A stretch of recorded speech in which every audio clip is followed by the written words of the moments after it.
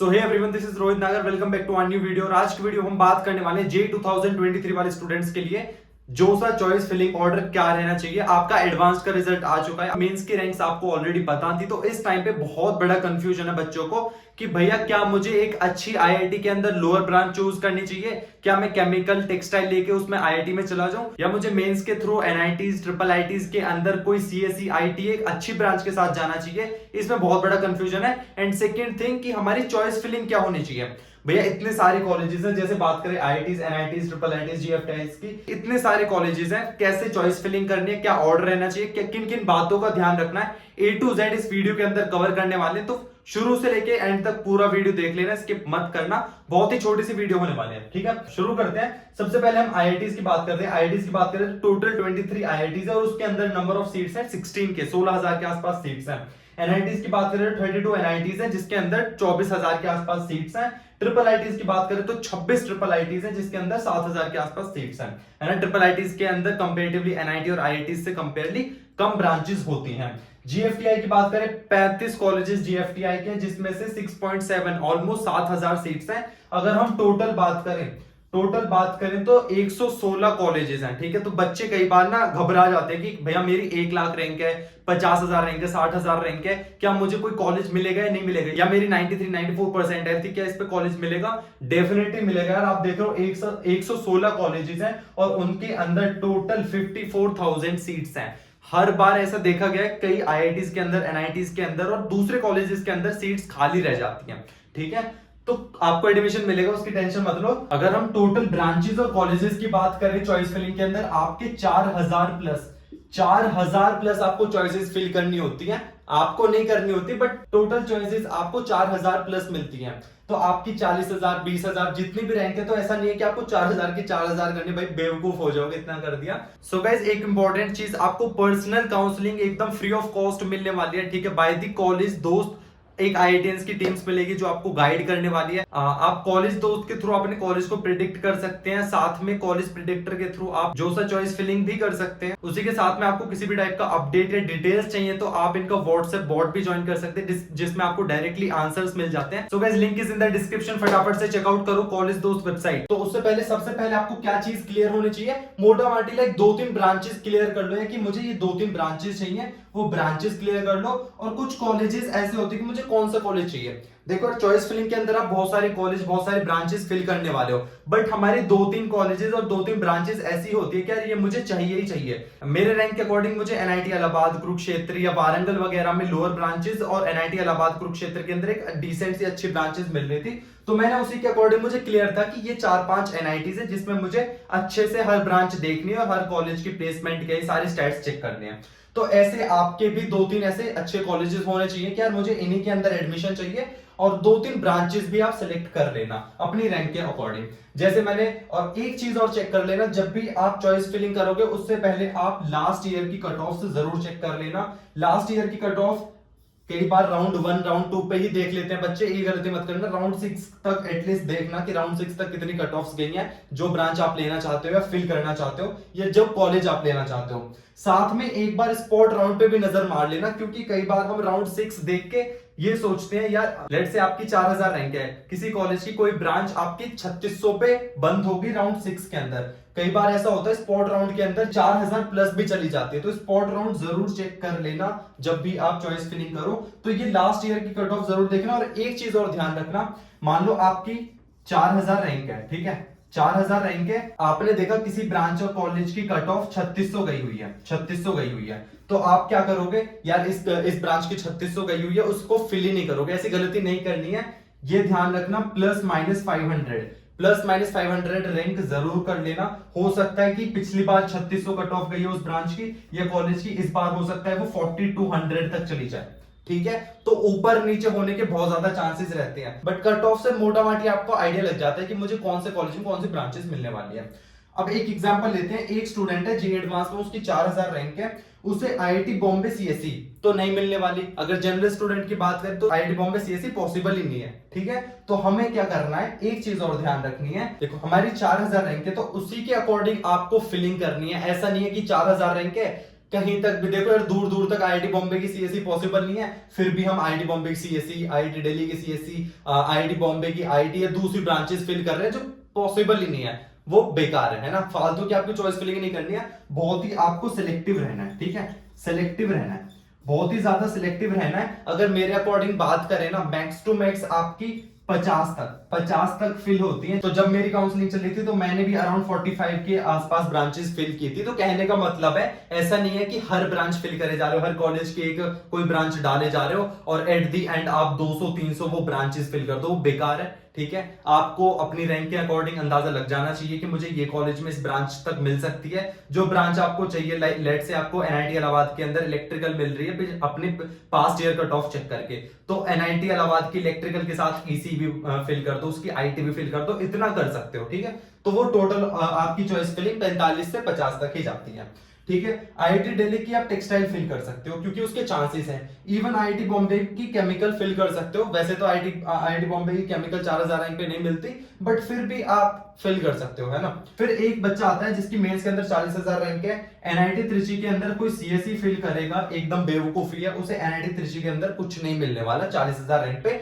तो जो कॉलेज में आपको बिल्कुल ही कुछ नहीं मिलने वाला, वो फिल करके भी क्या कर लोगे, ठीक है। कहने का मतलब ये था, एनआईटी कुरुक्षेत्र के अंदर केमिकल के चांसेस है, या दूसरी ब्रांचेस हो गई, केमिकल हो गई, सिविल हो गई, मैकेनिकल वगैरह फिल कर सकते हो, उसमें चांसेस है आपके कॉलेज मिलने के और ब्रांच मिलने के। तो हमें थोड़ा सा सिलेक्टिव होना पड़ेगा, इस पॉइंट से क्लियर होता है। नेक्स्ट पॉइंट पे मूव कर जाते हैं। मेंस के अंदर 10,000 रैंक है, एडवांस के अंदर 5,000 रैंक है। बच्चे बहुत ज्यादा कंफ्यूज है कि भैया मैं आईआईटी में जाऊं या ट्रिपल आईटी एनआईटीज के अंदर जाऊं मेंस के थ्रू। एक बच्चे की 10,000 रैंक है और 5,000 रैंक है, ठीक है।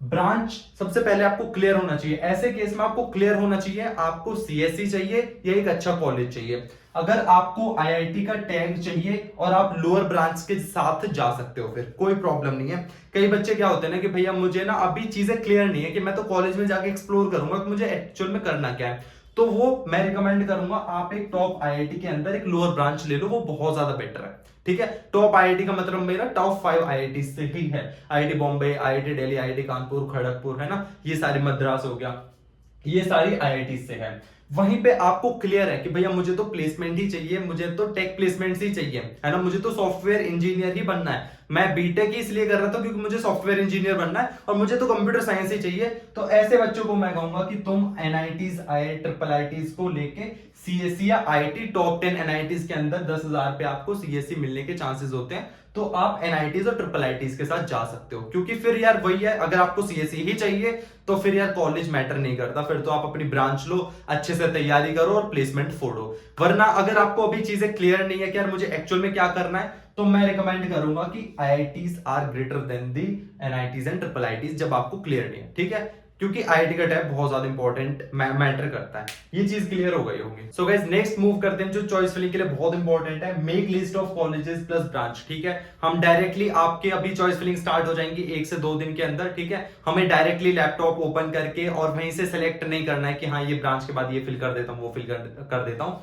सबसे पहले आपको क्या करना है, सबसे पहले आपको क्या करना है, एक नोटबुक लेनी है, ठीक है। नोटबुक लेने के बाद आपको सबसे पहले लिखना है कि आपको कौन कौन से कॉलेजेस चाहिए, ठीक है।